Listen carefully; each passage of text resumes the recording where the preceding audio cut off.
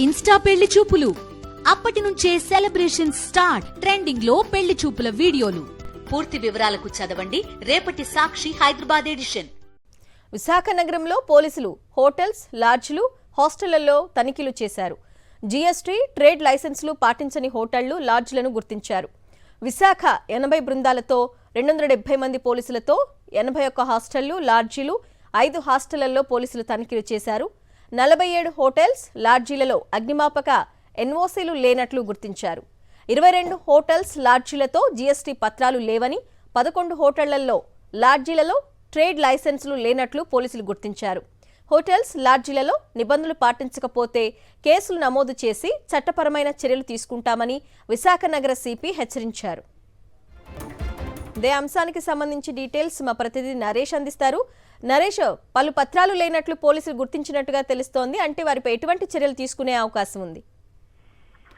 అరుణ, విశాఖపట్నంలో ఈ సోదాలు ఏకకాలంలో జరిగాయి. విశాఖపట్నంలో ఉన్న జోన్ 1 అదేవిధంగా జోన్ 2 పరిధిలో తెల్లవారుజామున 5 గంటల నుంచి 11 గంటల వరకు ఏకకాలంలో ఈ సోదాలు నిర్వహించారు పోలీసులు. మొత్తం 80 బృందాలతోటి 270 మంది పోలీసు అధికారులు సిబ్బందితో నగరంలో ఉన్న 81 హోటళ్లు, లాడ్జీలు, అదేవిధంగా 5 మెన్ హాస్టల్లో కూడా ఈ తనిఖీలు నిర్వహించారు. ఈ రికార్డ్స్ మొత్తాన్ని కూడా పరిశీలించిన తర్వాత సంచలన విషయాలు బట్టబయలయ్యాయి. మొత్తం 81 హోటళ్లు, లాడ్జీలు, 5 హాస్టల్ తనిఖీలు చేయగా అందులో 47 హోటళ్లకి, లాడ్జీలకి ఫైర్ ఎన్ఓసీలు లేనట్టుగా గుర్తించారు. అంటే ఫైర్ సేఫ్టీ మెజర్మెంట్స్ ఏమీ పాటించకుండా ఎన్ఓసీలు లేకుండానే 47 హోటళ్లు, లాడ్జీలు నిర్వహిస్తున్నట్లుగా విశాఖ పోలీసులు గుర్తించారు. మరోవైపు 22 హోటళ్లకు జీఎస్టీ, అదేవిధంగా 11 హోటళ్లకు ట్రేడ్ లైసెన్స్ కూడా లేనట్లుగా నిర్ధారించగలిగింది. అంటే ఇదంతా కూడా ఇల్లీగల్ గా ఇవన్నీ నడిపించినట్లుగా గుర్తించారు. అయితే ఇదందుకు సంబంధించి మొత్తంగా ప్రధానంగా హోటల్లో అతిథుల జాబితాలు ఎవరైనా పరారులో నిందితులు ఉన్నారా అనే కోణంలో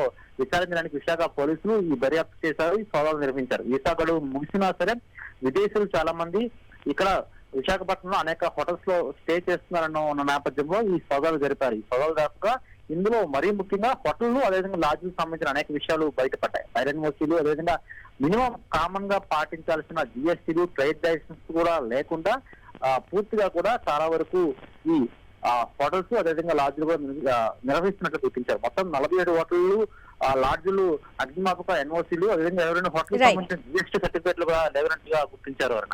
ఓకే నరేష్, థ్యాంక్ యూ.